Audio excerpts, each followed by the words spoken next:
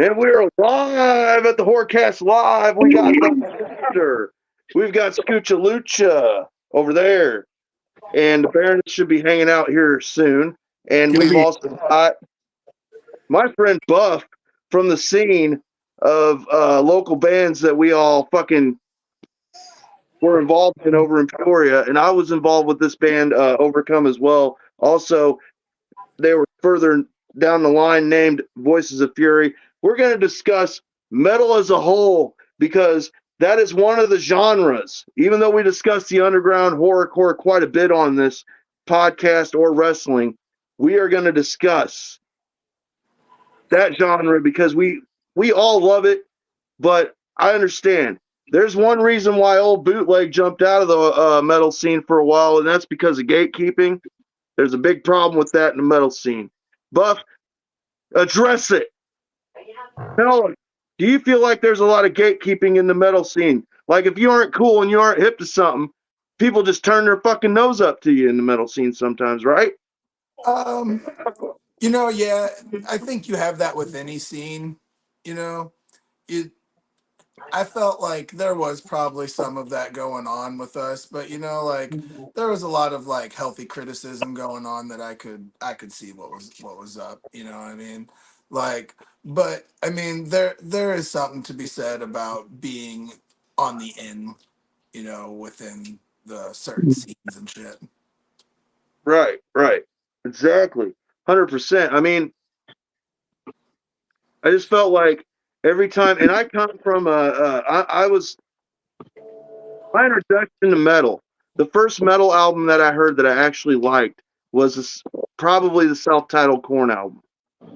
I'll be honest with you guys.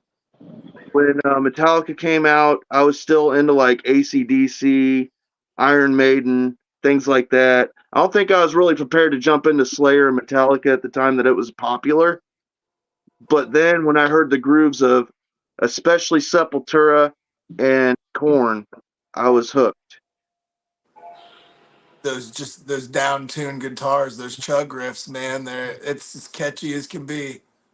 The groove metal, like, and we're going to talk a lot about subgenres tonight because there's a lot going on, and I feel at this point I mean, there's a lot going on with subgenres lately, but we're going to get down to the meat and potatoes of it because the 90s and the early 2000s were a great time for, just experimenting with different things.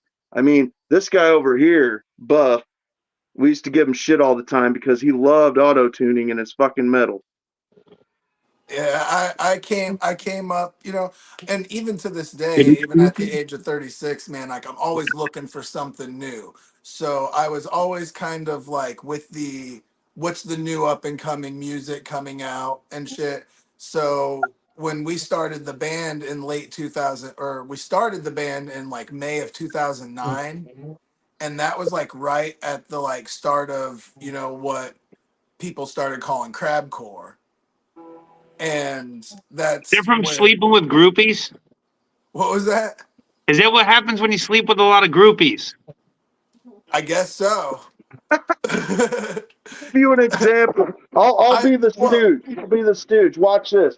This is kind of an example of crabcore. You got to get your stance. You can't really see my legs, but here you get your stance where your legs are as far apart as you can to stay upright like that, and then you have to get down real low. And while you're playing your instrument, you fucking just get down as high and as low as you can in a crab-like stance. and it's Yep, during the breakdowns when it's just during dun the dun breakdown. dun dun dun That's dun. hardcore in a nutshell. And there's a lot of young kids from MySpace pulling this shit off before Facebook got big. And Yeah, we it was need like crabcore, emo core, screamo, a lot of different like terms for this, like, and even those subgenres had subgenres, man. Like the subgenres within metal and music as a whole is just really insane. Like, but I got in crabcore got coined shortly after we were a band, like more in 2010, 2011, because I remember distinctly. All right, funny fucking story, man. We were playing a show in Galesburg, and there were these kids that were out in the mosh pit, and they were just doing all the like eating soup, picking up change, and like just one guy was acting like a matador and the other one was acting like a bull and running across each other. And Was that the one that was in that place that had the big beams in the fucking way, all the way down the fucking venue, like big wooden beams? And there this was the pool hall with like 20 pool tables. yeah, okay, I remember what you're talking about. But yeah, that's I And remember what you're talking about. so it was like the last song, and I'm telling everybody go crazy and shit, and these kids get in the pit, and there was this one kid, skinny as can be, man, with glasses, and he just jumps into that pit while everybody's going crazy, and he's just doing this and just bouncing around like a ping pong ball. And it was so hard for me to keep doing the song and maintain my composure while watching this go on because it was just hilarious, man. He was And it's making not some all funny faces, and so me and Hawk joked about it for a really long time, and then like a month later, I was extremely drunk at um, the Brass Rail for St. Patty's Day, and Adam caught me on camera, just obliterated, just doing this, yeah. and and it just kind of became a thing. Like crab dancing was kind of like our inside joke moniker. So I'd started doing that on stage. I'd start dancing like that on stage and everything. So then Hawk's reading in a magazine at band practice one day that an article about Attack Attack and how they're like named crabcore. Mm-hmm. And he's like, Buff, there's a genre called crabcore. We're Peoria's premier crabcore band. And I was like, oh, hell yeah. So then we just started fucking going with it, doing our crab dances, spreading crabs like it's a disease, and just Yes, yes. having fun with it.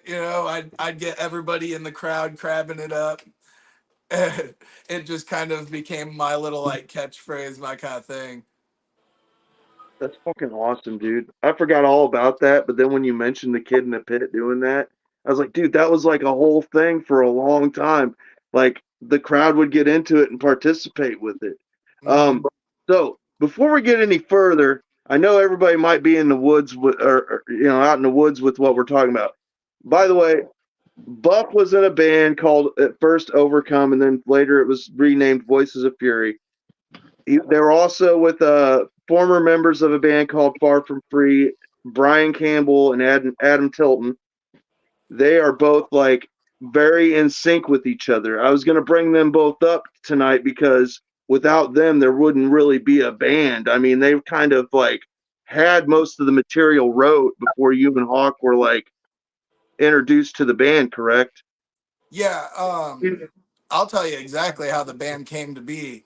Right. Uh, there Well, was you a could, local. if you would, just start off like your previous band, how you got influenced into the local scene, and then you can talk about how you got into it, so we can cover all bases. All right. Yeah. So we'll go back to the beginning. Um, I'm 36 years old. My brother is 2.5 years older than me, and we shared a room for most of my childhood. And me being the younger brother, him being the older brother, he controlled the radio. So it was what he said goes. We were listening to all kinds of metal. He went to middle school with CJ of Darker Than Fiction, Anger Wound, Yeah, Left for Dead, who you guys had on the podcast a couple weeks ago. CJ Parker, what up, homie? Well, Yeah. me.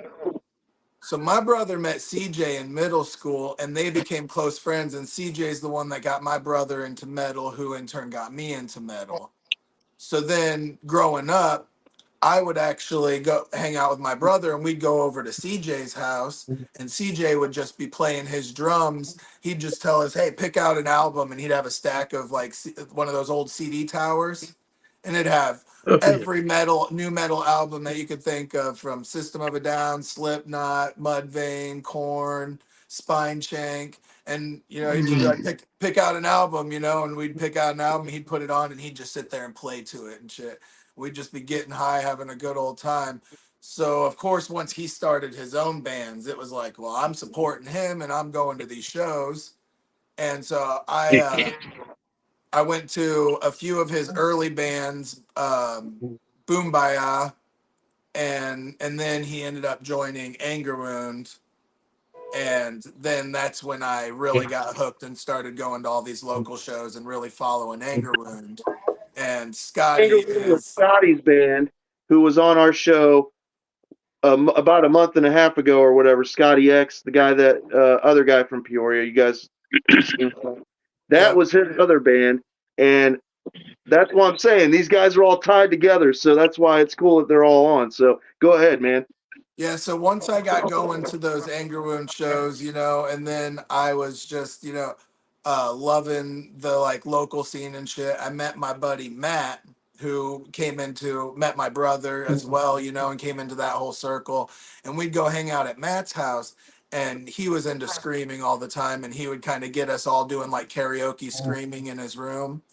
And that's when I just started kind of practicing screaming and stuff. And then one day I was at an Anger Wound show, and Scotty just pulled me up on stage and handed me the mic for one of the parts because he knew I knew all the parts, singing along word for word up front. And that's when I got my first real taste of what it's like to be in front of a crowd and shit. And then I was like, yep, I'm starting a band.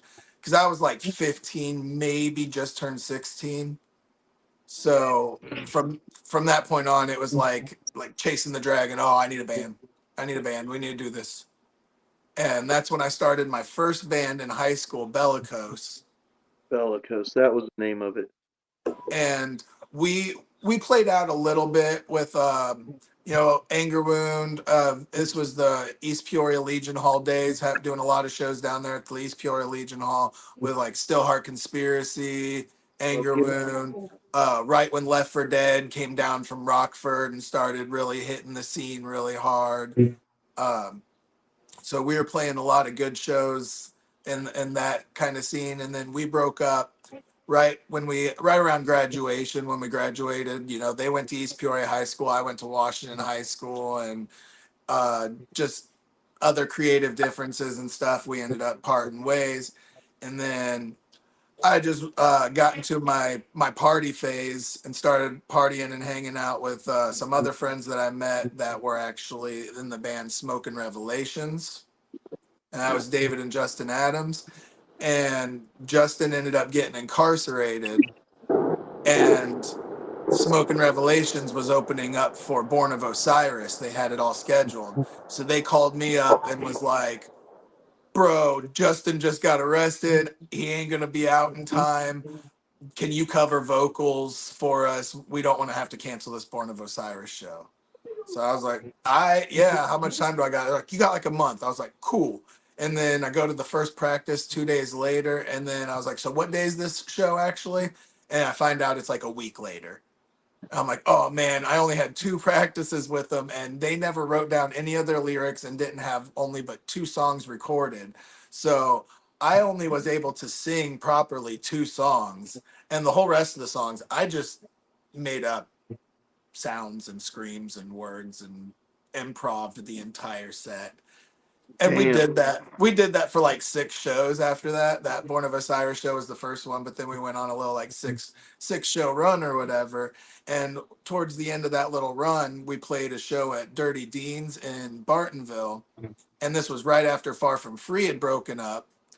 And Smoking Revelations was kind of like looking at possibly firing their drummer because they weren't really getting along with them too well or whatever. And they were thinking about getting a better drummer or whatever. And so I mentioned Brian was running sound. And I told the guys, I was like, hey man, he Far From Free just broke up. He's a good drummer. If you wanna look for somebody else, hit up Brian. So we set up like a audition kind of thing. We all went to his place and jammed out like 2 or 3 practices, and then they decided they were just going to stick with their drummer and didn't want to go with Brian. But then I knew that Justin was getting released. I wasn't a part of Smoking Revelations for sure. It was just a temporary gig for me. So I hit up Brian and was like, "Hey man, Smoking Rev don't want you, but I do. What do you want to? What you got going on?" And he's like, "I'm still jamming with Adam. Why don't you come jam with us? We got a few songs written." And they had like 3 songs already done. And then we ended up bringing in David from Smoking Revelations, one of the guitar players, and we had a guy named Ryan Kellogg as our bass player, and that kind of rounded out the group. And that all came together into fruition right about May. Well, we didn't add Justin, or we didn't add David Adams until later on, but just the core 4 of us, Log, Adam, me, and Brian, started writing music in May of 2009. And then about August or September of 2009, David came along. We added him, wrote a few more songs. And then in October of 2009, we played our first show. And then it took off from there. We just started playing damn near every weekend from there on out. But then comes New Year's Eve, and we had been having problems with David just drinking and kind of causing a scene at a lot of our shows, getting too drunk and starting Point fights with Brian other. was drinking right, and he was trying to keep the band focused and not get too fucked up on, you know. And Adam's a good cat. Adam will, for the most part, be pretty much sober till the show's over. Yeah, So and at they this took time, responsibility. Brian had quit drinking completely Yeah, too. that's what I mean. He was just doing energy drinks and fucking. He was. Mhm. That's one thing about Brian. As much of a hard ass he could have been, he was always doing it just for the benefit of sounding the best it could at the show and the benefit of like the structure. Yeah, all of us were taking it very seriously. Once Log realized with his job and everything that was going on, and that he couldn't take it as seriously as we all were taking it, he kind of bowed out. And then we were kind of struggling with the bass player. That after that New Year's Eve show, um, and David just kind of taking things a little too far that night, and it's just the last straw. We ended up having to fire him, and literally like 2 weeks later, um, I get a phone call from, rest in peace, Eric Cartman, Eric Allison, my best friend. Um, he was sitting on his couch and he was hanging out with Hawk through a friend at Hawk's house, and saw the guitars on the wall and was like, "Do you play guitar?" And he was like, "Yeah." He's like, "You looking for a band?" And he's like, "Yeah, possibly." He's like, "My buddy's got a band." He called me right there. He's like, "Hey, take this phone number down and call this dude. He wants to come try out for you." And that weekend, Hawk came down to our show that we just played with as one guitarist, and he dug it. He came to a band practice that week, and then from there, the rest was kind of history. He was part of the band, and then that was kind of our core. We had a lot of like a rotating bass player issue throughout the entire run, really. But And then when Cody did, he also wanted to be creative. And he got into a song that didn't make it to the record. Go fix your goddamn connection. yeah, no shit. But yeah, you were cutting out. I missed a lot of that. Yeah, I can't hear you. Yeah. It's windy. Don't worry about him. He's got that connection that like Ryan Reynolds sells or some shit like that. He's a real Ryan Reynolds fan. I show up He's got- late and fuck everything up. He's got all his dirty underwear.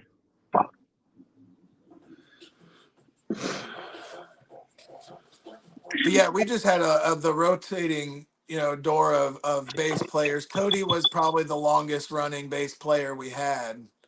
Can you hear me now? I can. Okay, I was going to say, Cody was probably the longest term bass player you guys had. He was a friend of Adam's who lived in the basement, and he did write a song that you guys did do live for a while, but did not make the album, correct? That's correct. Yeah, when we decided to part ways, he took the song with him, which was, totally fine by us. It wasn't right for us to keep that song in the set without him anyways. It was kind of his brainchild and his baby. Right, right. And I got to say, I can't speak for Brian. I think that he was really. I'm trying to think of their influences because they're not either one here, but I could say that Hawk was an all-around guy that was pretty much into. Hey, CJ saying right there, Harvester for Prez. See, your Fuck hard work is. yeah. Hell yeah. And I was gonna say, Brian was very much into when you go into Brian's house before practice. There'd be a lot of man, check out how brutal this fucking band is, and he'd play us like Whitechapel and shit. So he was really into like that deathcore sound at the time.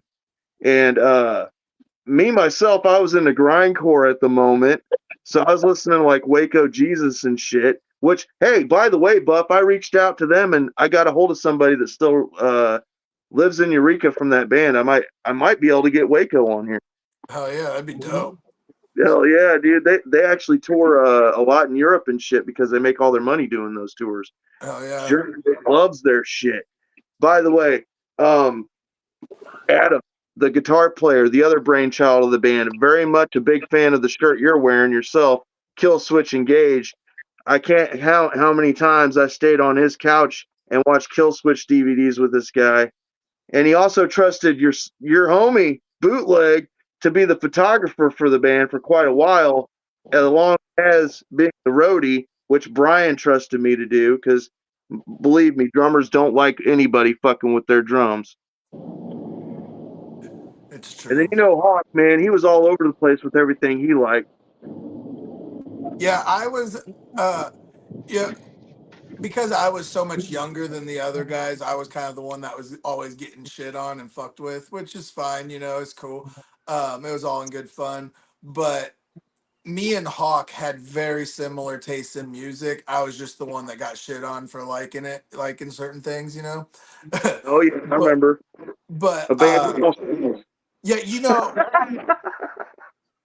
Brian and Adam come from the more melodic metalcore, thrash metal kind of style stuff. They're a decade ahead of me.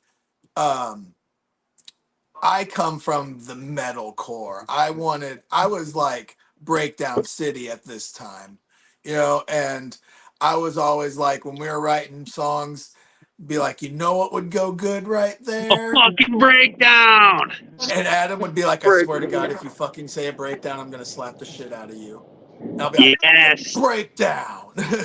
And it's just like he's like, not every song needs a breakdown. I'm like, you're right. Every song needs two breakdowns.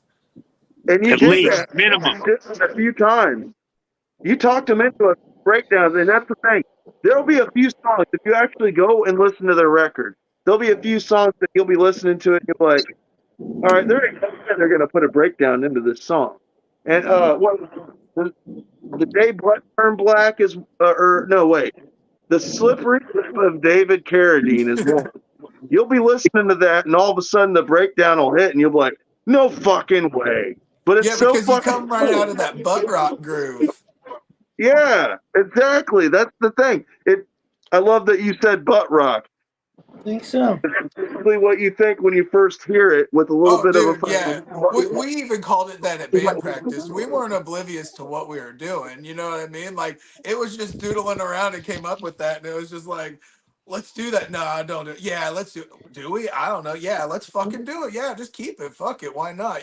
Just go into something super fucking heavy afterwards to kind of counterbalance the shit. And it worked. The fans loved it. It was a fun That's song to a play. good question. How'd you get the nickname Buffness? How did I get the nickname Buffness? This goes back way, way, way, way, way. Was that CJ that asked that? It was Yeah. CJ, of course. It was CJ, of course. So, um, when I was like middle school era, my parents worked during the week. And so when summer would come around and my parents would be at work and we were at home alone and shit, CJ would come over to our house, just walk right in our house, come wake our asses up, and we'd go down the basement, get high, cook pizzas, grill fucking steaks, and do whatever. But he would always come and wake our asses up, and we didn't have air conditioning, and I was a fat little shit. And he'd come wake me up, and he'd see my fat rolls all hanging out, and be like, "Look at Buffness Brando over here with his fat rolls hanging out."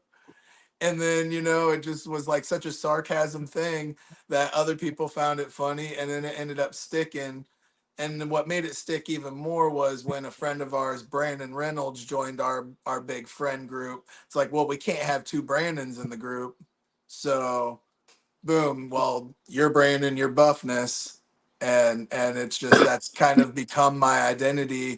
I was a freshman, my brother's senior year in high school. So all the seniors and juniors that were friends with my brothers were calling me Buff. And they say you can't pick your own nickname, man. It's true. And I'll tell you this, man, I didn't even know all about that. I just figured that you were a big fan of Buff the Stuff Bagwell. No, but I mean, if you're gonna take that moniker on, you gotta be Buff the Stuff. Or you got to get a job detailing cars or some shit. Right? No shit. Well, I am going bald up here. I'm gonna start buffing my head and getting it all shiny like fucking Paul Heyman. Toss a little turtle wax on that bitch. Hell yeah. I heard you were working at the dental fucking place with Hawk. I'm sure you've moved on since then. What you been doing with yourself lately? Well, I still work at the dental lab. Unfortunately, fuck that place. But really, what my main focus right now is, surprisingly enough, man, I'm a homesteader. I'm living out in the country. So you're weird. I own 7 acres. I got like 100 chickens, a turkey, bunch of rabbits, bunch of cats, a dog, kids. Sheep. I'm raising a zoo out here. Except for the kids. The animals are for fucking. Hell yeah. I'm working on getting some sheep. You got to get their really tall boots too, so you can put their feet in there and they can't get away. I think you've done some research.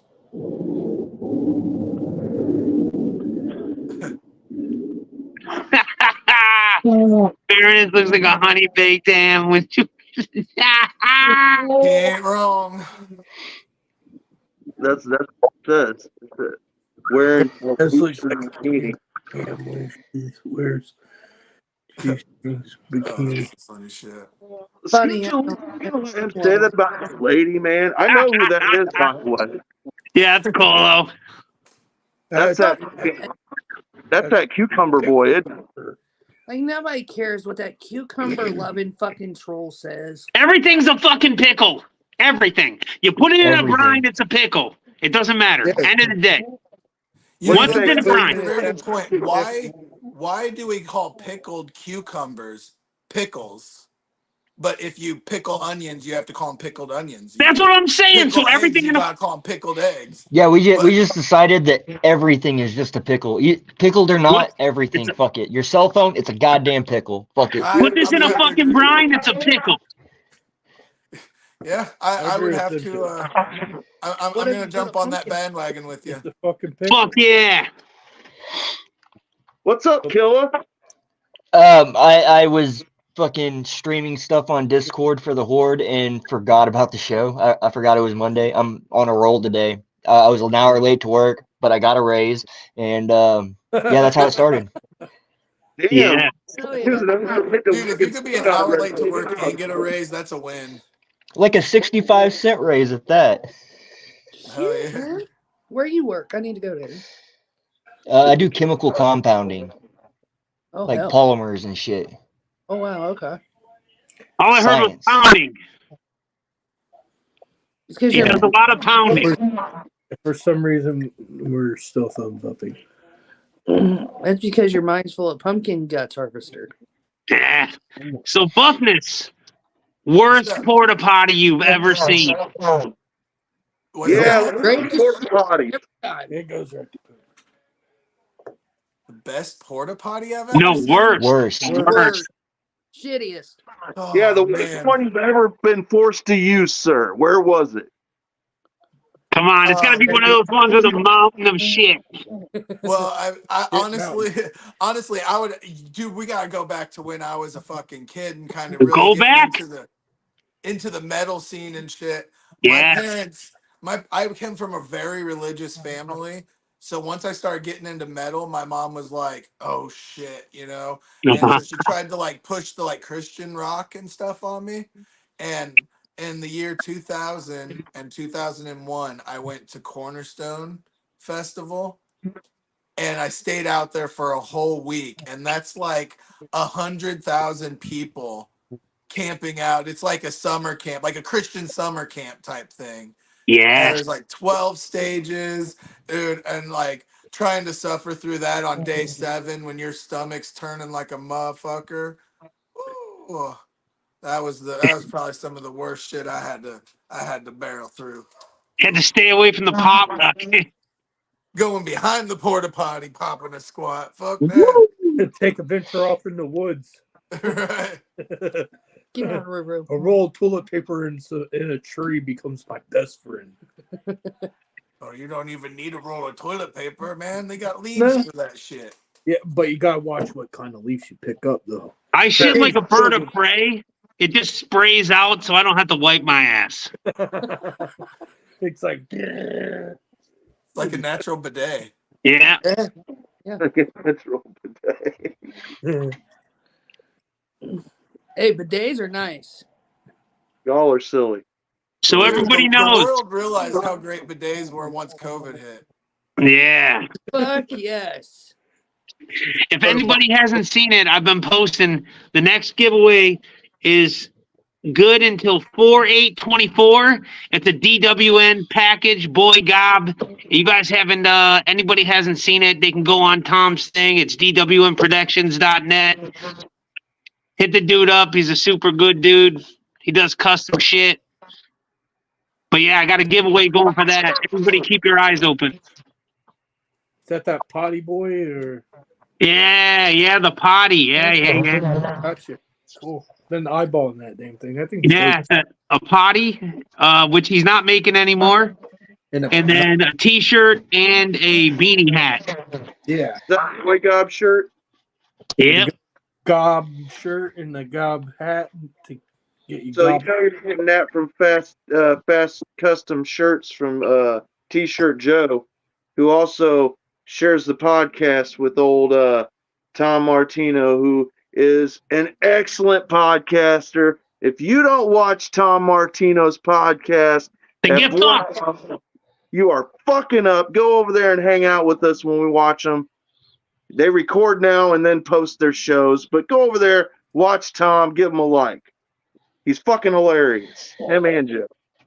The Trife Life mask is out to Michael Anzalone or Anal Zone or well, he knows. I sent him the tracking. It's out. All right, cool. See, Whoever and wins will get a. They're getting to where they need to go. Yep. And again, if when we do it, we'll announce the winner live on the show, and I will contact you personally, and I'll get your information personally. You'll see it. You'll be able to come back here and you'll be able to check. Watch out for scammers. And then in the future, I like how we do this halfway through our show. You have the next giveaway. You don't have to give a date or anything for it, but you did say something about a Womp Thing giveaway. Oh yeah, it's gonna be a dope little package. I got his first official embroidered T-shirt. That's gonna be in it. We got a Womp Thing bandana, and I got a copy of Cellar Door. That's a good CD, by the way. Yeah, you guys keep your eyes out. I believe there's some special tracks on Cellar Door too that are not like on Spotify or anything. You gotta have the physical hard copy to hear them. Yes, there's a track with SON, the track that he got a verse from DMX before he passed away. R.I.P. DMX. And and there's also the last track that is he did 3 extra tracks on the one that I have in my car. So Yep. it's worth picking up just for even Those 3 tracks alone make it fucking special, but the album itself, trust me, once you've listened to it at least a couple times, you're going to be like, man, I can't wait to play that again. It's one of those. So, Buff, What's up? we're going to do a top 5 list. Tom, we love you. We're stealing your gimmick. But we're doing a top 5 list tonight in honor of metal. So, we're going to start with number 5. We're going to go around this motherfucker clockwise. I'll start. And we're going to go around. Actually, you know what, Buff? We'll start with you because you're our guest. Yeah, guess first. Come on, guy. You're greedy. I was thinking me because I was like number 1 on this like little thing, but we'll start over there. And Buff, I know this is going to be hard for you, man, because you like a lot of metal. And like we talked about, there's a lot of subgenres. But yeah, go ahead. What's your number 5, man? Yeah, this was a really hard question, and I'm glad you posed it to me prior to the show, so I was able to think about it a little bit. But it's so hard to come up with a top 5, and so this is like no particular order, but just kind of influential to me in my life. Number 5, probably A Day to Remember. Nice. Yeah, I like A Day to Remember. I got Very into good Day to one. Remember back in 2008, man, and I've just kind of been riding the A Day to Remember wave, man. They're just got that like a little bit of something for everybody, you know.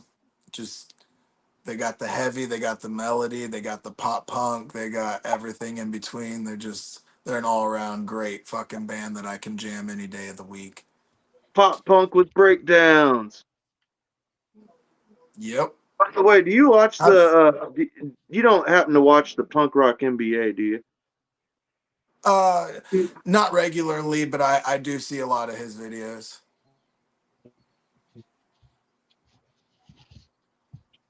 Check him out occasionally. He's actually one of the guys that also influenced me to want to do stuff about music, like on YouTube. I was like, well, fuck it, man. I might as well just talk about shit I like too, if he's doing it, you know. But he breaks it down to like a science, it feels like, you know. But yeah, Yeah, Harvester. he's a good content creator. He is. He really is. Harvester, what's your number 5, sir? Did you make a list? Yeah, I made a list. I'm gonna have to say for number 5, since we're going the bottom, even though I don't know, it's hard for me to do. So I'm gonna have to say Boba Flex. Oh Likes yeah. both. That's a cool name drop because I have seen them a few times, and I think didn't you do a show with them, Buff?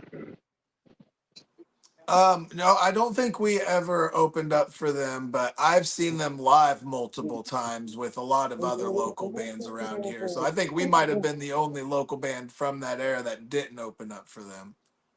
Who was it that you guys opened up for at the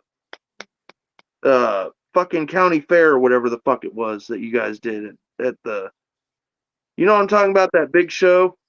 When we did the HOI fair? Yeah, that's what it is. That was we actually didn't open up for anybody big. That was the local showcase night. Drowning Pool was the night before. But the next night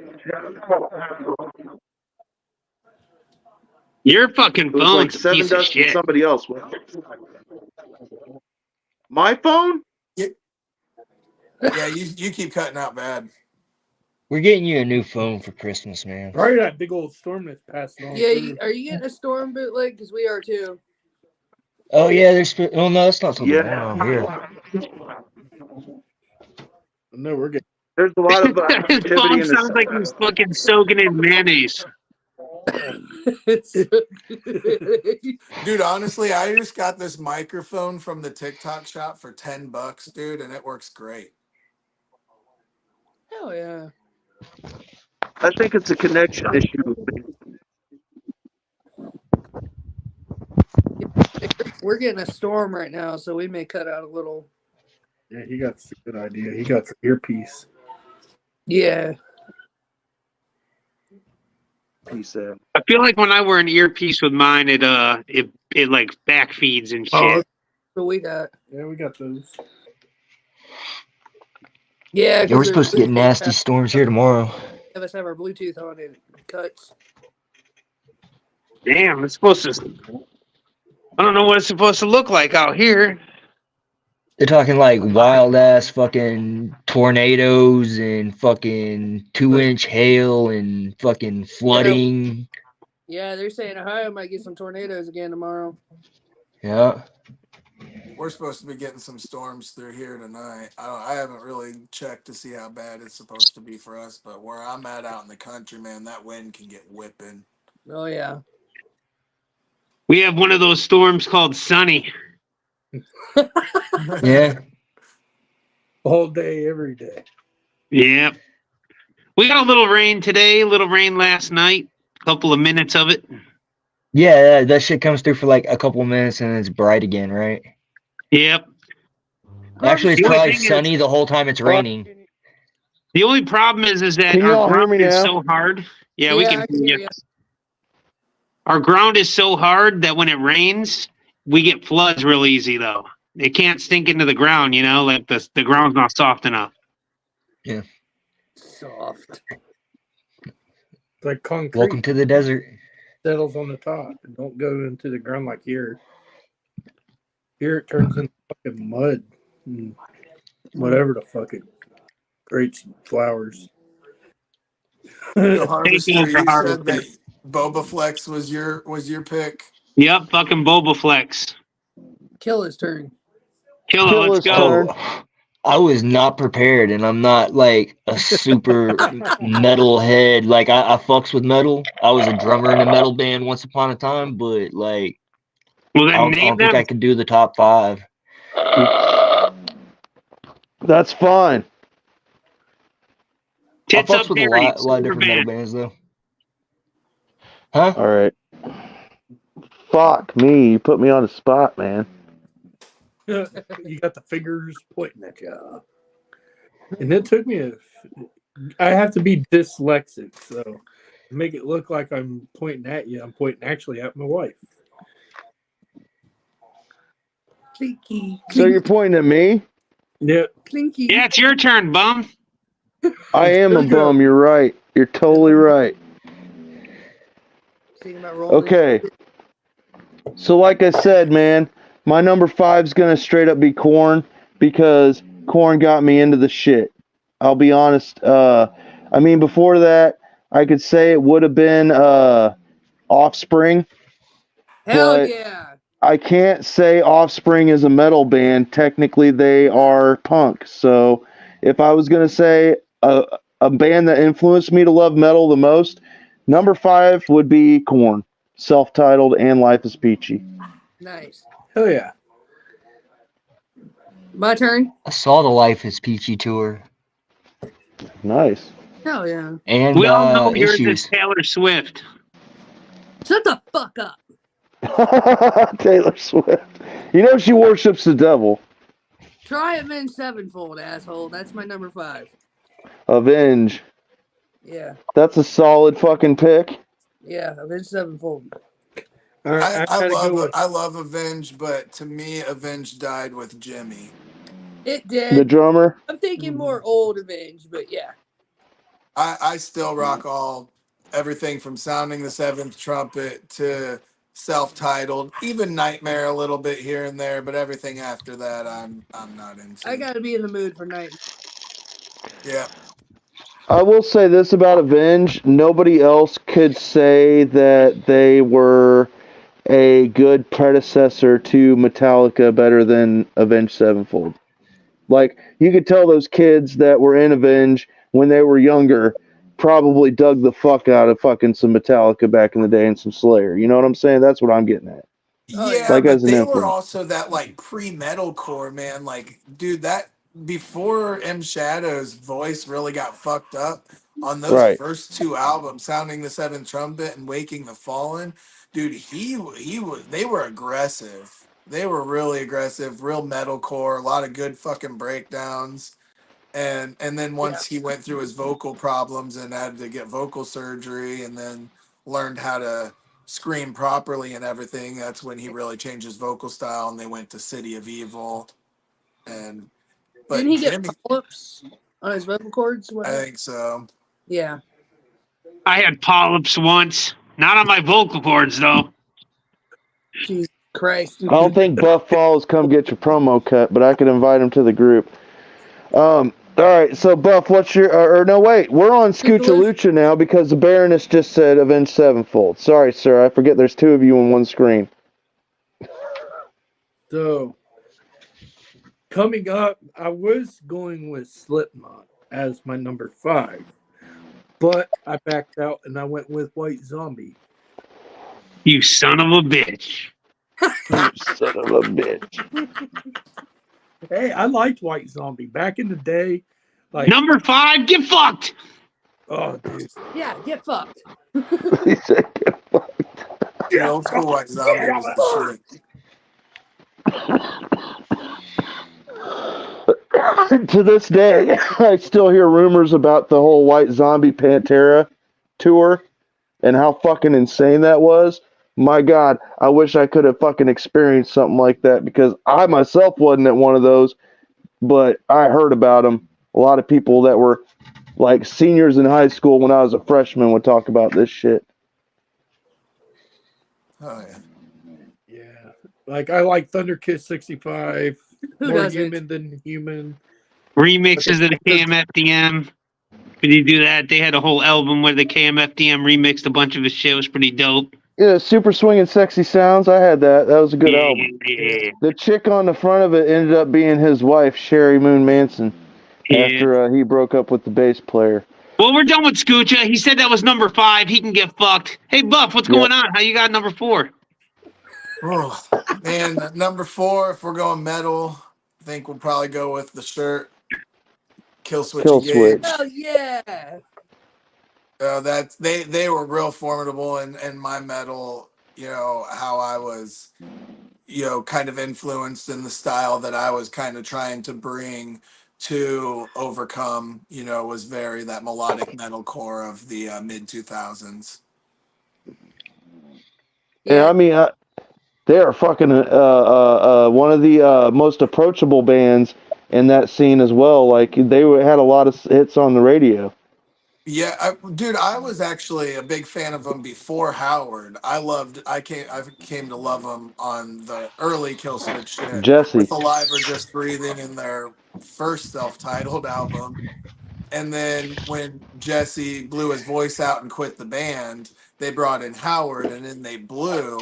And I still love the Howard years and everything. I saw him live through the Howard years as well as, then once Howard left the band, they started Times of Grace as like a little side project with it where it was Jesse and Adam. And then when they toured as Times of Grace, they brought all the other Killswitch guys. So then once they were done with that project, they were kind of like, well, why don't you just rejoin Killswitch? And then he's been back in Killswitch since like 2012, 2013 now. And they put out many albums with Jesse again. And I mean, they're just a phenomenal band. I would still like to see him do another album with Howard, though, just for old time's sake. Dude, Howard's doing Light the Torch and writing some badass shit with Light the Torch.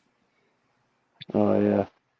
Yeah, if He's an amazing vocalist. And they actually, Killswitch did a few years ago a song called Signal Fire with Howard, Jesse and Howard together. Mm-hmm. I didn't know that one. Yeah, I heard that. Me either. Yeah, that's a good fucking song. Yeah, my last All right. favorite by Killswitch Engage.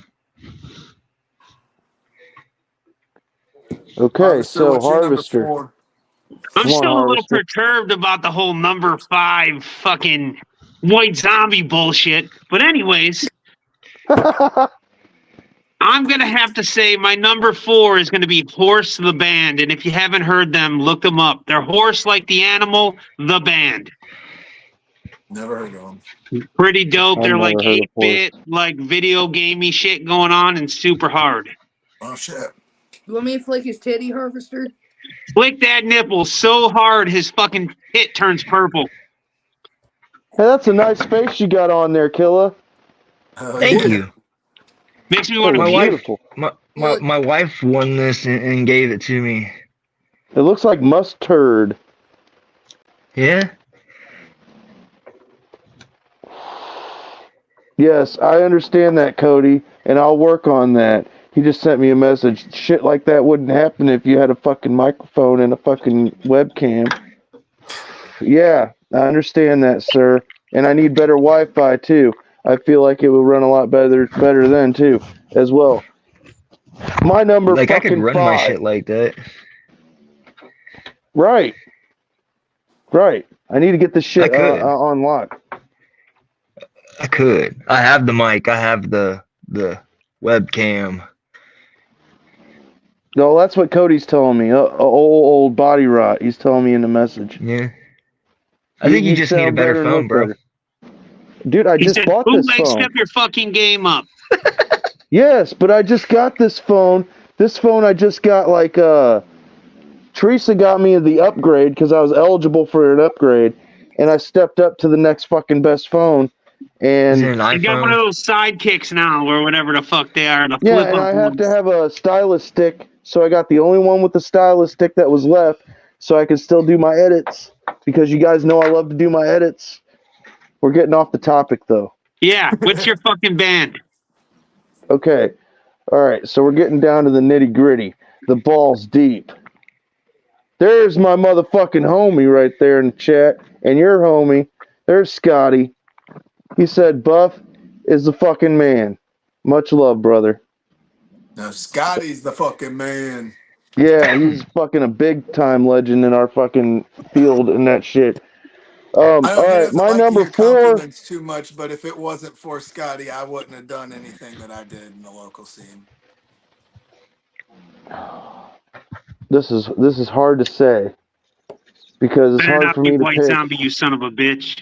No, White Zombie ain't even in my top 5. Ooh. Sorry But they're for Hey, too you. White good. They're up here. Reader. Yeah, they're god tier. I'm talking about the shit that I enjoyed. All right, my number 4, and this should be no surprise to Buff because we talked about him. We played shows with him. And the way he feels about fucking Kill Switch, and he knows I feel this the same way about this band. Flaw I knew it. is my number 4 because I feel like without the sound that Flaw produced with that kind of new metal edge, but then Endangered Species came out and they had a more melodic sound. I think that helped mold what became melodic, metalcore in the future. It's like they took what that was, added the breakdowns, threw some more dramatic screaming and shit into it to make it fucking even more crazy. But Flaw was one of those template bands that allowed you to be able to talk about your feelings as much as you wanted to, you know what I mean? And get it out there, dude. And the singer went through a lot of shit, so I'm just saying, like, They're killer. that's Yeah, my dude. number 4. Flaw was by far the best show we ever played. Packed house, just fucking great night, great crowd. They were the best. And funny enough, man, I'm friends with Chris Voles, the singer, on Facebook, and he's doing the exact same thing as me up in Wisconsin, man. He's got land and he's homesteading and doing the whole farm and family life all while, touring with Flaw on the part-time. Wasn't that wild when he got on the fucking Steve Carell show? Or, was that who it was? Yeah, for when they got Or in the Stephen van and shit. Colbert? Yeah, Stephen the Colbert, Colbert. yeah. Yeah, that was fucking wild. He was like, man, I love Flaw. He's like, I'm gonna help him get a fucking van. And they did that fucking music video with him, dude. That was the Uh-huh. shit. Yeah, that shit was fucking awesome. Fuck yeah, dude. But yeah, Flaw's a fucking awesome band. If anybody hasn't checked out Flaw, go check them out. Ironically, to come full circle with the Left 4 Dead show, like I said when I had Left 4 Dead on here, the first time I seen Flaw live was the first time I seen Left 4 Dead, so that was pretty fucking neat. Oh yeah. Oh yeah. So yeah, and then we did a show with them, and I remember that was still while I was doing the song "Deny Your Defeat" with you guys, and that was one of the real cool moments for myself as well, as being able to see the guys over there throwing their horns up to us because they knew we were fucking tearing it down. Because that shit, you guys never had a bad night except for one night, and I wanted to get to that before we get out of here. But we'll continue our list. Pops was a disaster. We'll get to that later. Don't get too drunk when you're excited for a show because it'll fuck everything up. That first night at Pops was a disaster. But go ahead. What's your number 4 or whatever? Yeah, fairness. Let's hear your bullshit in that window over there. Shut the fuck up. Hatebreed. Hatebreed? Did she just say Hatebreed? I Yeah. did. Oh my god, good one. Good one. Damn, at least somebody's coughing out some good music in that window. No, I mean, you want to go full circle with the stories and everything and how shit gets connected. When I told you when I first started screaming in my buddy Matt's apartment and we'd be doing karaoke and shit, the very first song I ever attempted doing was Now Is the Time. Hell yeah. Fuck yeah. Damn good That's song. a good one.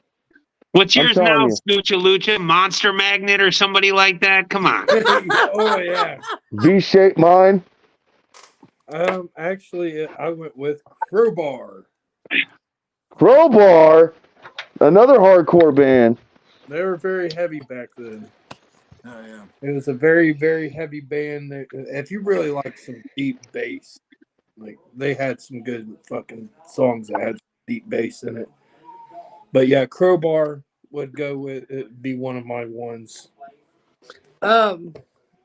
Can I go ahead and do my number 3 because my kid is throwing an ever loving fit? Go ahead. Lacuna Coil. Lacuna. Oh. Really? What?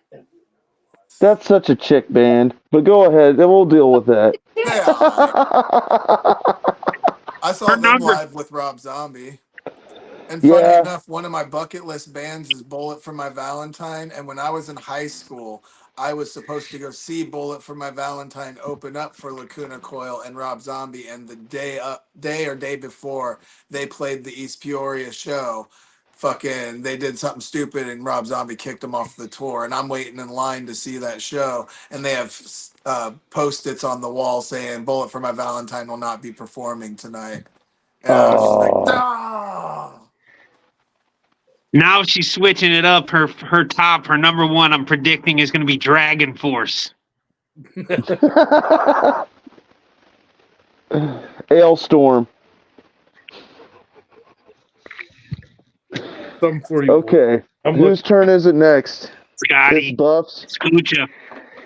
No, he did his No, he number. did Crowbar. Yeah, it's Buff. Number 3 now, huh? Yeah, number 3. I think probably. So this is one of my all-time favorite bands, but they're a Swedish techno metalcore, electronic metalcore band called Dead by April. They've never played the state. I think they played the States once in like 2011, like in New York City. Other than that, they've never been to the States, and they actually just got their first North American headlining tour, and I bought VIP tickets to meet and greet and everything. They're playing up in Chicago, and the singer got fucking pneumonia right before they had to leave out for the show, and they had to reschedule. So now I have to wait until September to go. So I'm finally, after fucking 15 years, gonna be seeing that bucket list band live. Oh, yeah. Oh yeah, that's fucking dope, dude. Yeah, if you've never heard of them, check them out. Dead by April. They're sick as fuck. Dead by April. All right. That sounds familiar. He's got one obscure band on his list. That's like me saying I like clowncore. Yes. They did have a song that was on like one of the big video games. I think one of the Need for Speed games or something. So that's where they kind of got more notoriety, was getting on one of those games. I think it was like one of the Need for Speeds in like 2011, 2012. Gonna check him out for sure, Scotty X says. All right. I should get some killer Harvester. shit sent into Rockstar and see if I can get on GTA. All right, number 3 for me. They're not super hard. The guy's got a killer voice. And they had some really good, some female vocals on some of their tracks. But Camelot. I don't know if you have heard him. Nobody probably heard of him. I'm the only one out here with people that haven't heard him. I've heard of Camelot, but I've never like actively listened to him, so I can't have a fair Oh my first god. embrace. Y'all are hitting me with some shit I don't know. Well, like I said, they're a little bit different, but I think that he's got some real crazy vocals. Like he's very, like he can sing, like sing, you know what I mean? Like he just sings. Like, I don't know. Yeah. Like, I don't know what to say it. Are they like that melodic metal from like the 80s and 90s? Kind of like. No, it's almost like kind of like Swedish kind of music. Like, you know what I mean? Like, it's hard to explain. I don't know what they even consider themselves, man. But I got listening to them like when I was like 24, and I mean, their shit's like solid, man. It's something that always finds its way on my playlist. Is it So, like black metal? yep. Okay, so it's like a Something. black metal band. I got you. Yeah. I didn't know the Harvester was into black metal. I'm visioning like some like medieval black metal. Like, So I got this. So you guys need to check out Horse the Band, and you need to check out Camelot if you haven't checked them out, I guess. There you go. and if you want to go to like one of them Dungeon and Dragon festivals, listen to that stuff, and then you'll be on it. Yeah, definitely. Come on, bootleg. What are you doing? You freezing up again? No, I'm right here. Really? Okay, so I like to throw a wrench in the middle of the gears, and this is my number 3. And I wasn't going to pick this one, but I'm very much into industrial metal. And, Rammstein? yeah, like, no, not really. More like American Head Charge, Spine Shank. I like Dope. Bile, Dope's pretty good. Static X. But I've got one that probably most of you probably haven't heard of. I found out about these guys when Mushroom Head was going through a bunch of side projects, and they had a side project called Ventana, who came through the brass rail, and I was very disappointed because this band didn't show up to play. But one of my all-time favorites, and if you ain't seen these or heard of these guys, check them out. It consists of a guitar player and a singer who like throws all the shit together, and then they have a full band that consists of most of the members of Mushroom Head when they tour. And 2 of the members dress up, I think, as cows because some of their music's about, you know, the meat market and all that shit, and how the cruelty to animals and whatnot. But Circus of Dead Squirrels will be my number 3. And if you have not heard of them, fucking check out Circus of Dead Squirrels. They are like a very upbeat techno, industrial, like, yeah, think about Mushroom Head being incorporated into something like that and having like an actual message being said. But if you listen to the earlier stuff, there's a lot of satire, and what I would the best way to put it would be like satire meets exploitation music, making fun of different things. Like there's a song making fun of what Sesame Street is really about. There's one about how the McDonald's company is feeding us fucking human meat because we are what we eat. Like they have a lot of fucking crazy songs, and their humor is top notch. So check them out. Circus of Dead Squirrels, my number 3. Okay. All right. My third would be Cannibal Corpse. Nice. Hell yeah. Oh, fuck Fucking yeah. Corpse Grinder's the man. Yes. Finally, some good stuff. Fucking Hammer Smash Face. Yeah. So, do you prefer the Chris Barnes era? Oh yeah.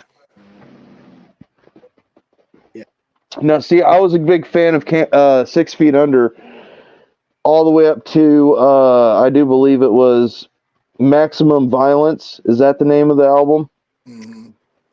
That was a really good record, and I stand by it. I'll say, hey, he's pretty fucking good up to that point. But I hear the new 6 Feet Under album is supposed to be pretty good, but there was some cringe moments with Chris Barnes with his vocal abilities in the past. But yeah, Yeah. Cannibal Corpse is a fucking hell of a fucking pick, man.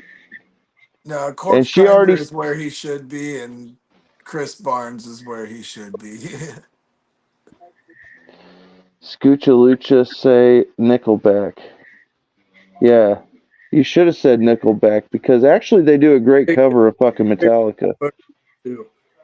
Take a look at that photograph. Oh yeah.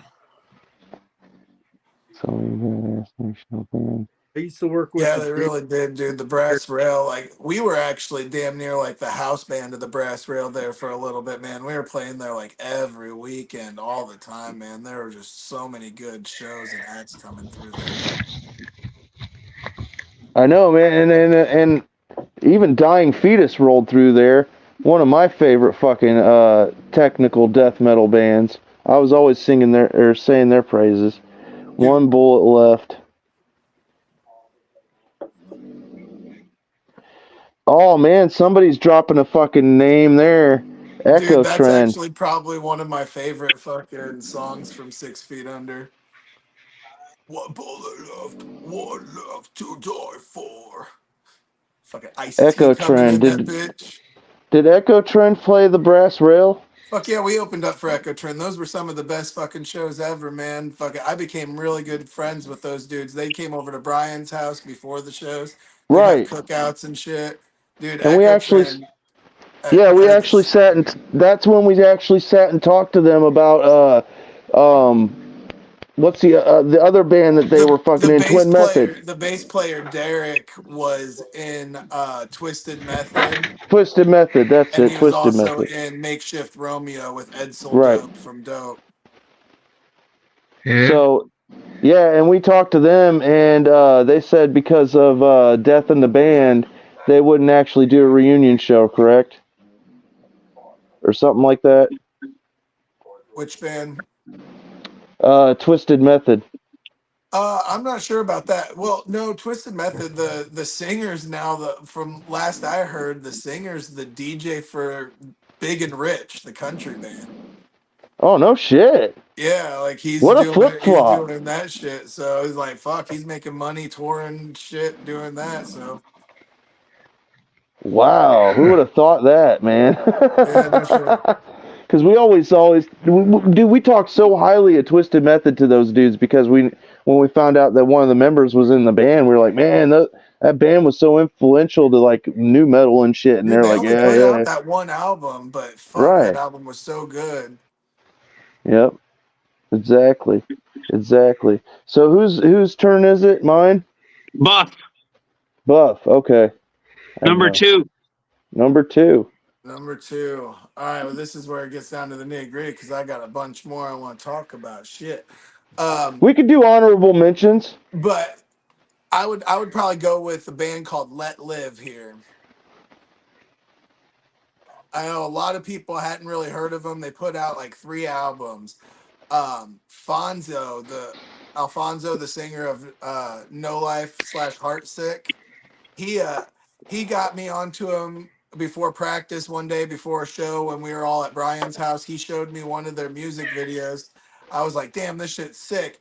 And then unbeknownst to me, like 2 weeks later, I was at the Castle Theater watching Times of Grace, like we were mentioning with Adam D and Jesse Leach. And Let Live was the opening act on that tour, and I fucking saw him live and was like, holy shit, this fucking band is phenomenal. And I went and talked to him out at the merch table after their set and shit, and then just been a fucking huge fan of them. And then their last album that they put out, they ended up breaking up, and the singer is now in a more popular band called the Fever 333.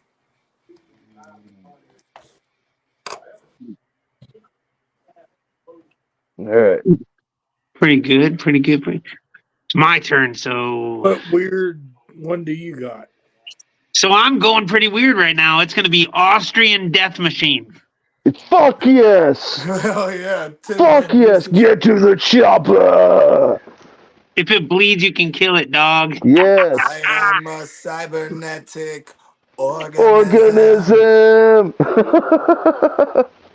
Living tissue under over exoskeleton. Yeah, that shit's badass, dude. I am a war machine.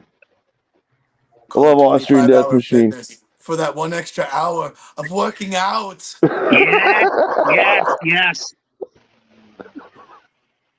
We used to play that shit all the time at Brian's house, dude. Yeah, we listened the fuck out of it. That was Tim Lambesis from As I Lay Dying, which is Yeah. another one of those honorable mentions from that mid 2000s fucking metalcore shit. Yeah, he made some bad decisions, but that band was still badass. Yeah. 100%, man. Nice name drop there, fucking Harvester. I'm glad you brought them up because, dude, every time I hear an Austrian Death Machine song, I'm like, God, that's so fucking good. Like, Hell fucking. Yeah, yeah, yeah.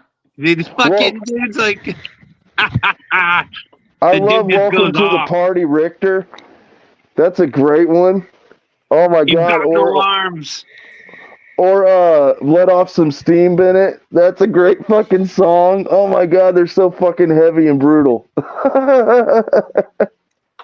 Good shit. Good pull, dude. Good pull. Exactly. Exactly. Okay, now I got to think of my number 2. All right. There's only one I can really think of, and these are the first guys that made me think outside the fucking box. The vocal style of the singer, they're, and again, an honorable mention would be somebody that I listened to at the same time, but they didn't make my list. Would be Vision of Disorder, but at the same time I was listening to these guys. But Nothing Face really opened my eyes to a lot of the control that goes on around us, and when I listen to their music, their way of putting it out there that there's so many forms of control that choose to control you, and like I actually appreciated the message in their music, but not only that, but they're a fucking sick metal band all the way around. And 2 of the members were actually good enough to play in Hell Yeah with Chad from Mudvayne and Vinnie Paul. So, yeah, my number 2 would definitely be Nothing Face. Yeah, I actually became friends with Jerry Montano, who actually played bass for Nothing Face and Hell Yeah. He played with another band called Death Division that played around here quite a few times for a short period, and me and him became cool and shit. He's cool as fuck. Fuck yeah, Scotty. I love some Vision of Disorder, dude. My favorite album is For the Bleeders, and not too many people know about that record because it was a very fucking, underground release, but For the Bleeders is definitely my favorite fucking album by those guys. I love Vision of Disorder, but I also, just being a little bit younger, got into Blood Simple really Oh, big, yeah, which Blood is Simple's dope, too, yeah. Tim's other band after Vision. See, this is a fun conversation. Let's keep it rolling. Is your lady got a list there you can read off hers? What's her number 2? I can't even fucking read her shit. I feel like that about my lady, man. I can't read your shit. My wife writes really good. Like, we have her fill out all of our important paperwork. I write worse than a fucking doctor. Oh, Damn. I think she went with Slipknot. It looks like Slipknot. Yeah. That's a pretty good choice. Oh, here she comes. Oh, wait, no, that was at Killer's house. Okay. All right, so Slipknot was her choice, but what's yours for number 2? It's I'm tossed up in between Prong and Chimera, but Chimera was a good band like back in the 2000s. That Fuck was yeah, Chimera was sick, dude. Chimera made me go deaf for a day. yeah, there were some That heavy. was the loudest show I've ever been to at the Lafayette Club in fucking Bloomington, dude. I was right by those speakers, man, and the next day I woke up and could not hear out of my left ear, and I was so scared it was permanent damage. Hell yeah, dude. Yeah, they're one of the ones that kind of got me into like listening to like a lot of the metal of like the early 2000s. I was around a lot of metalheads too because I listened to a lot of Juggalo shit.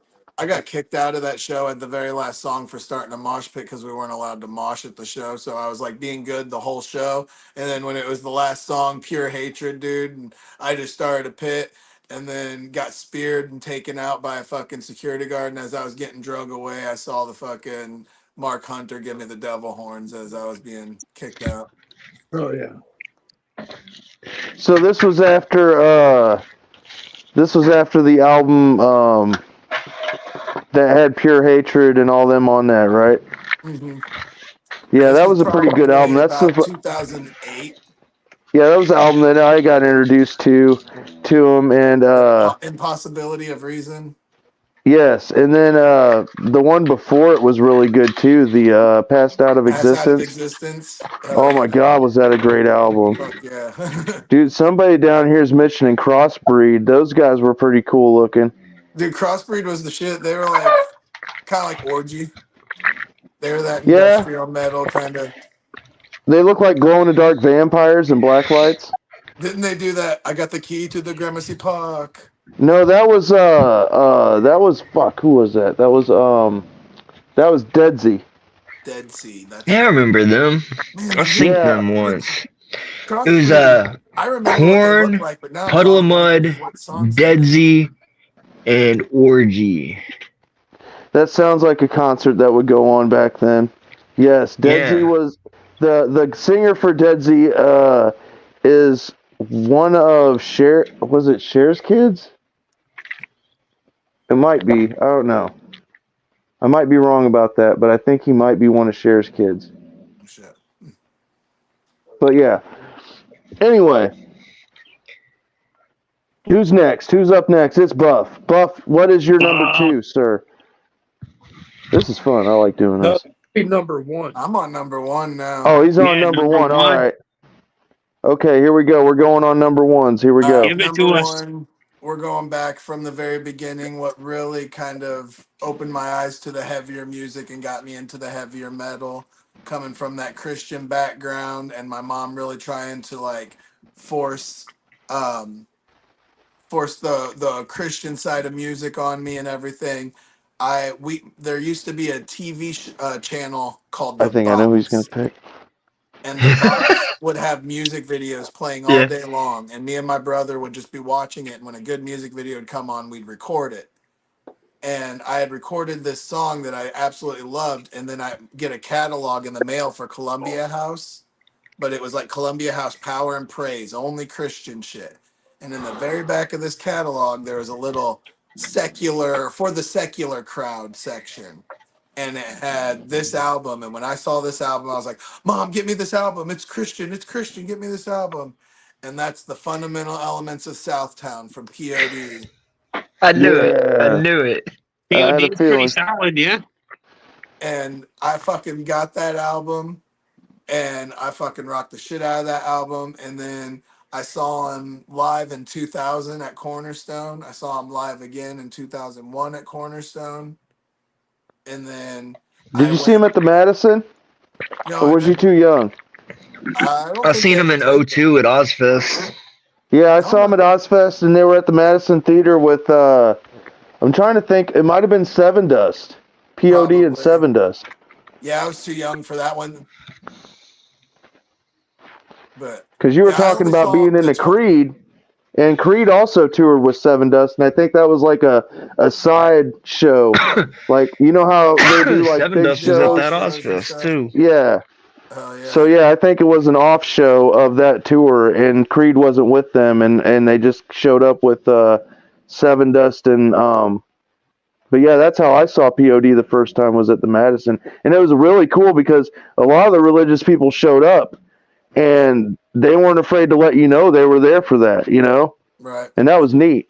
Yeah, I fell in love with POD then, like, figure that was 99, 2000. I was born in 87, so I was like 13 years old when I fell in love with them shit. So it was just like I rocked the fuck out of them. They were my shit. And then, the Satellite album came out in 2001, and that's when Alive and Youth of the Nations and everything. I actually saw them at Cornerstone 3 months before that album dropped, and they said this was the first time they ever played Alive live. And like they taught the whole crowd the chorus and everything before. He's like, I want you to sing it with me, but you don't know it yet. And like kind of taught the crowd how the chorus, and everything. And it was fucking cool memory from like being 14 years old. And then, going back to the Hatebreed thing a few albums later in 2010, 11, they put out an album that had a song called Eyes featuring Josta. And then when I saw them live again at the Castle Theater back in like 2013, I was right up front singing along every song, and Sonny came up and kept giving me the mic for Josta's part.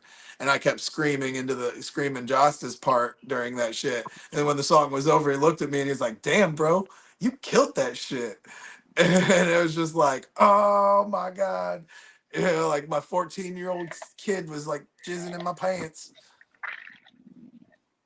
Hell yeah, man! Good memories for you, dude. They've I'm got a happy new for you. album coming out. It's already done. They've been releasing singles lately. They put out a song with Randy Blythe from Lamb of God. They put out a song with this Tatiana from Ginger, and they put out a couple, like two other songs. So they've released 4 really fucking good songs so far, and the album's supposed to be coming here in the next couple months. So, dude, POD still fucking ripping and kicking and fucking kicking ass, dude. And I still love that band to this day. What an interesting choice, Randy Blythe. Yeah, it's a That's badass song. interesting. All right, I'm gonna check that out, man, because dude, I remember you pushing POD onto me when I was fucking riding around with you all the time. You were like, "Man, you should listen to Abandon All Ships, Attack Attack, and fucking, you should definitely check out some POD, man." I'm telling you, and I'm just like, Well, And wasn't it you? yeah, well, You that the Deny Your Defeat, when we would do Deny Your Defeat together all that time, that little rap part that I did towards the end of the song right before the breakdown, that was very Sonny inspired. Like all I heard was Sonny singing that part in my head when I did that. right on, right on. See, I wish the other guys in the band were here to do this with us, but I understand that they're all busy guys and whatnot. Yeah. So Harvester, you got any honorable mentions in your number one? Because he did Listen, mention also Hatebreed. so here's the deal. I'm gonna have to say my number one's gonna be Guar because they are a god band.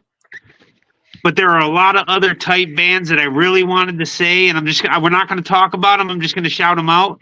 Mr. Bungle. I don't know if anybody has heard of him. So Mr. Bungle.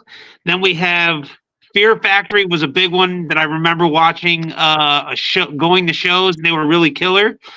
And then, of course, White fucking Zombie, Scoochalucha. White fucking Zombie.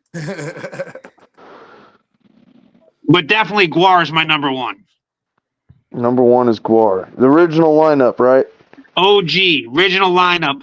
Fucking Odorous Urungus, rest in pieces. I've seen Dude him was a live, but not genius. with Odorous. I've seen War so many fucking times. Best fucking show. I had a great killer, so that's how they were how I found Horse the band as well. Horse was opening for them in Syracuse, up in Syracuse, New York, and that was like a killer show. Talk about getting fucking hosed down too, man. I swear to God, they got garden hoses full of fucking just whatever, and they're just plowing the crowd with it. I've wondered how many barrels of goo and shit that they have to fucking import for every show. I had to A get lot. undressed to get in my car. It's I fucking believe crazy. it. I stayed back out of the splash zone, but where I was at, they had cardboard taped down to the floor and like halfway up the walls, like halfway back to through the venue. Yep. Trying to have splash guards so it don't go down into the fucking bottom floor. Come But on those there, guy. above us right there, that's fucking guar blood, man. Guar blood. That's what we used to call it, guar blood. It was just like a mixed bread and whatever the fuck that. All right, my number one ain't gonna be fucking head PE like everybody thinks I'm gonna say. Oh yeah, old bootleg. He's gonna say head PE. No, it ain't head PE. Clue. It ain't even Slipknot. The Clue. Flaming Lips. Yeah, there you go. The Flaming Lips. No, actually, it's the Wallflowers.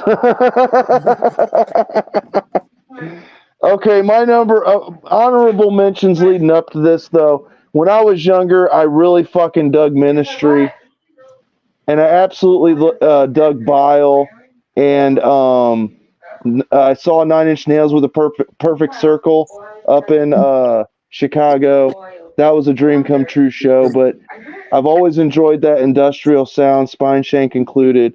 But my number one all-time favorite metal band, my number one favorite riffer is Dino Cazares and Fear Factory. And by God, Burton Bell had the voice of the gods, dude. Did I hear you say Fear Factory? Yes, if Thor had a singing voice, he would sound like Burton C. Bell. I swear to God, if Thor sang in a band, he would sound like Burton C. Bell. Oh yeah, I love Fear Factory. I'm telling you, dude, you can't go wrong with Demanufacture, Obsolete, Digimortal. You throw them the albums on, you're gonna have a fucking good fucking neck breaking time because it is so calculated and the melodicness is there. The technical the drumming and the guitar riffs at the same time had never been done like that at such a technical level before those albums came out. I mean, there's people chasing what they were doing to try to sound as good as them, and you can tell with bands like Meshuggah that came out around the same time were the only ones on the same fucking level. And the only reason Meshuggah didn't make my list at number one is because I listened to Fear Factory a little bit longer. Oh, yeah. Oh, All right, Baroness, what's your number one? Number one, I'm going to have to go with Mudvayne. Mudvayne? Mudvayne. I used to hit my old heavy bag to dig. Is that what they call it, huh? The heavy bag. We call it double click in the mouse. She calls it hitting the heavy bag.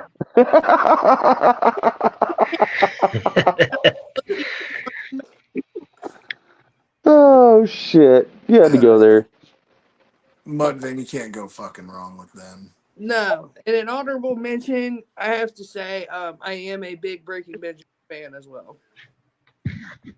They just played in Peoria Friday night, and I had to miss it, unfortunately. I was pretty bummed about that. I had to miss it, thank God. Shut up. Speaking of butt rock, they're probably one of the better ones, though. For real. They've got some really heavy riffs. And I would say the other one that I would like out of that butt rock genre, but top tier in my opinion, would be Chevelle. Yeah, and then I have one more honorable mention, and that is Velvet Revolver. Velvet Revolver. Damn. Okay. They only did one album, didn't they? Yeah. I thought they just did like 2 songs or some shit. Well, the lead I think it was a full album. died, just like in the video Fall to Pieces. Yeah, it's kind of creepy, but yeah, I like Slither, Fall to Pieces. Good songs. Stone Temple Pilots. Yeah, the singer from Stone Temple Pilots. Well, Slash too, wasn't Yeah, it? Yeah, it was a big. Yeah. It was like all the original members of Guns N' Roses with the singer of Stone Temple Pilots because Axl Rose decided to put a fucking freak show together for his album that he Right. called, yeah, that he called Guns N' Roses. It wasn't even any of the original members but him. That was fucked up. Remember he Fucking came out with cornrows and shit at the Yeah. at the MTV Music Awards or some shit. That was fucking goofy. He had Buckethead as his guitar player. Yeah. And some member from fucking Nine Inch Nails that used to be in Nine Inch Nails, I heard. That's crazy, dude. Crazy. That'd be Okay, go ahead, Scoocha. now. I went with the great legendary Pantera. Right on. I knew Pantera had to be on one of these It has people's to be lists. mentioned. You guys gotta put it, old Dimebag Daryl there. Oh yeah, His they're the brother. goats. Oh yeah. But Mhm. honorable mentions is I came through like in between like some '90s era, like and like early 2000s. Cause like I said, I just went straight into like nothing but hip hop and rap and stuff like that. So I really liked a lot of heavy metal back then. So a lot of what I Same. was like going to touch base early 2000s, like Ugly Kid Joe is another band that I really like that don't get talked about a lot at all. Gotcha. There's Warrant, like they had some, and Wasp, they had some pretty hard shit. Oh yeah. And I've been listening to some Mojo, Crocus lately. another group that got mentioned in the last couple rounds about, but Stuck Mojo was a very heavy back in the day, Oh and yeah. Pig Stuck Walk Mojo for was sure. one of the late albums that I really could remember very hard that I liked a lot back then. You ain't heard any of them guys, you should look them up. They're pretty fucking heavy. Them and Thousand Foot Crutch don't get enough credit for being involved in the new metal scene. No. I feel because and Switched. If anybody remembers Switched, Switched was the they shit. yeah they were another good band, and again they also carried a bit of that Christian rock vibe to their Dude, stuff. you mentioned Spine Shank. There was a show shortly after that Flaw show in 2010 when Johnny Santos's side project Silent Civilian played at Yep, the Brass Rail, yeah, I and remember a that. snowstorm came through the area that day, and two of the bands that were on on the show got stuck in the snow and couldn't make it to the venue, and Silent Civilian was the only band that made it, and us, and there was only like 10 people at this show, and it was just like a glorified band practice with Johnny Santos just up front jamming with us, and then we were just right up front jamming with him. Not many people. We got drunk as fuck together after the show. Like that was one of my most memorable shows with Overcome was rocking that fucking empty ass brass rail with Silent Civilian and Johnny Santos, man. That was pretty fucking dope. I remember those shows, man. I remember that shit. So, is that everybody then? We went through That's everybody's everybody, number brother. one? All right. That was pretty fucking fun. We'll have to do that again sometime. Yeah. Uh, Buff, I understand that you guys still stay in touch as Overcome or Voices of Fury. They do a throwback concert once a year, I hear. Are you guys still trying to be a part of that every year? Um, we haven't really discussed it too much further. It was just one of those things last year. Last year was the first annual throwback throwdown is what they called it. It was us against them getting back together with Scott Stevens. They got back together for one reunion finalized show kind of thing, and then and I was kind of toying with hitting the guys up, seeing what they would think about, maybe trying to jump on that show. And then they announced that Shadows Inc. was reuniting for Oh, that shit. show. And then it was like, all right, well, fuck it. If it's gonna be a reunion show, let's make it a reunion show. So I hit up the guys and was like, hey, if I hit them up and they got an open spot for us on it, will you guys be willing to do it? And everybody said, yeah. I hit up Scotty and he was like, dude, you're on it. and he's like, and Kiss the Lies on it too, so that rounds out the 4 bands for it. Oh You know, fuck, Kiss the Lie's we were good kind of too. the smallest band of the whole, you know, really popularity wise or whatever, so it only made sense for us to open the show. But it was great getting back together with the guys and jamming and just trying to remember the old songs and just kind of laughing at all the fuck ups that we did and how long it took us to kind of, you know, break the grease off and get the rust off and get going, you know. And but we got it hammered out. It was a fun time, and I don't think any of us closed the door on a future possibility of it happening again. That's good because I know. I mean, you guys. Are any of you guys working on any other side projects? I know Hawk used to be in a band called the Baby Punchers, but I know that ain't going on anymore. Yeah, no. Um, As far as I know, we're all just kind of, you know, doing our own thing right now. You know, I got the homestead shit going on, and my kids are, you know, 6, 7, and 10. So I got my hands full working full time, taking care of the homestead and being a dad. That, you know, I definitely don't want to be done with music. I just don't think music's in the cards right now with as busy as I am. You know, once the kids get a little bit older and everything, I think it might be a possibility to really start some more projects and get going again. I still have, you know, right here you can see my PA system. I still rock out all the time. I got can just throw on music, throw on the old album at times, rock the old songs, rock other songs, karaoke, get drunk out here on the land, have parties and bonfires, and hook the PA system up and do karaoke and shit. oh, that's it. I'm self-inviting myself to one of your fucking bonfires. Hell yeah, That's gonna man! be I'll crazy. do I'll wear foot the road. mask the whole show, the whole time, dude. I'll do it. Hell yeah! That'll make for an interesting night. I Uh, got a mask too. that's fucking cool. Little Darth Maul Darth action. Maul. Hell yeah! My Star Wars Yeah. collection. But yeah, thanks for taking the time to be on and talk with us, man. It was cool to talk about some good old days. I mean, like I said, we did do a show at Pops, which was a big deal for us because Pops is one of those places that when you go to Pops, it's like you see I've all the been to big names that Pops. have been there.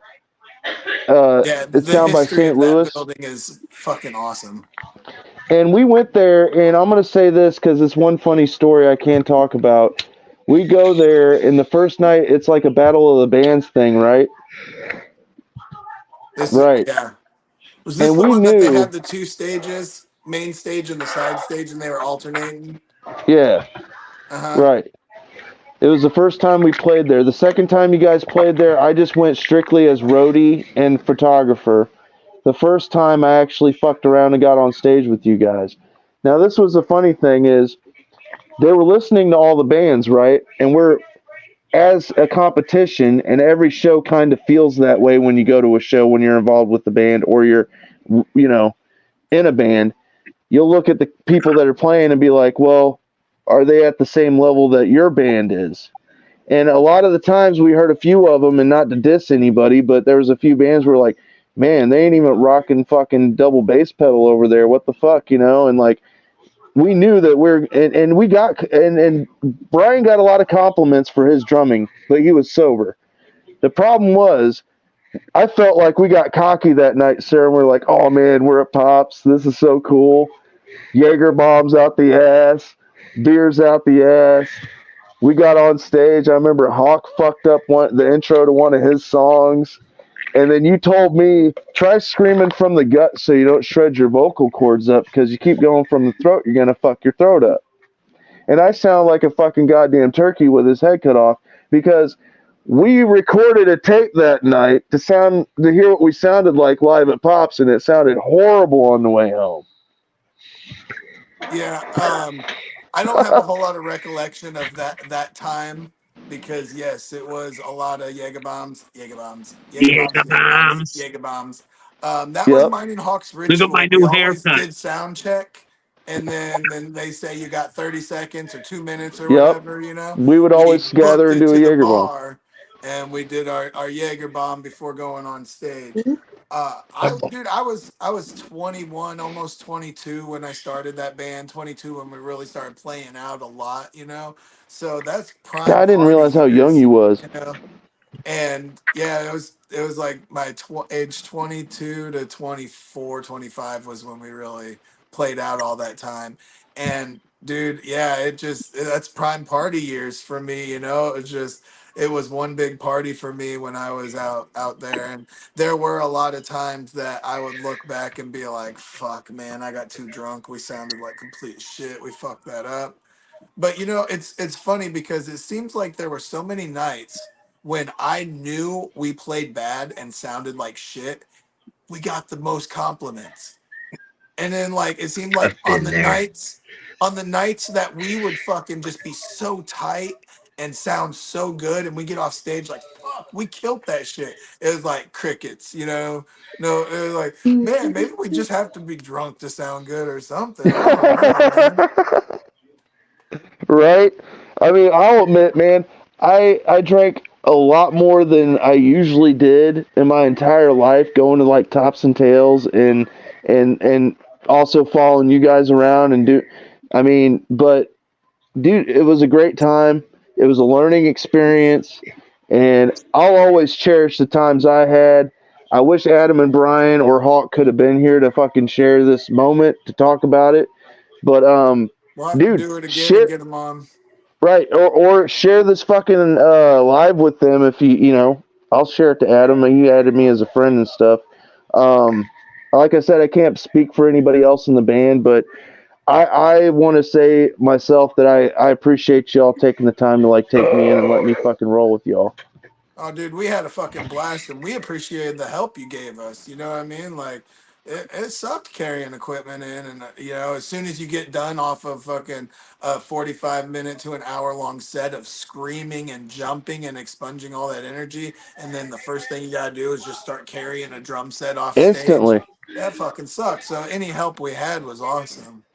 Instantly. It was like you got no time. Stop Hmm. fucking worrying about, this, that, and the other. You got to gather your bearings quick. And like you said, we got kind of lit before we got on stage. So it's like you exuded all that energy. And then, yeah, I know. I remember, dude. But nothing beats being on the crowd and having that energy, though. That, like you said, It's an adrenaline rush, man. it's It its own tastes. addiction. It Mhm. really is. And that's what Hard. people don't get. Like you think that you need to be like some outgoing person to do that kind of thing, but like most people that are those entertainers are actually very introverted, very, you know, just hang out by themselves, and that's like a time that they can be somebody that they're not normally, you know, and just it's like a therapeutic release of energy, you know. Some people hit the bag, some people go for a run. I scream, you know. Fuck yeah. There you go. A smoke That's a good pot. way to put an end to this show. Next week we have the Mid South Monster going to be on Monday, Nice. and we have also a bonus show coming up. I do believe I have this thing set up. Let me see. Hold on a second. Hold on a second. We have a bonus show coming up, and A boater show. before I get out of here, I want to make sure and let everybody know about.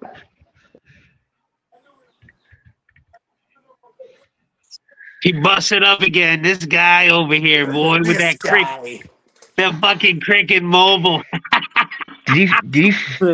You need to become What are friends you with doing with Elon your Musk to hand, get that bootleg? Starlink, bro. Hold Oh on a my god. second.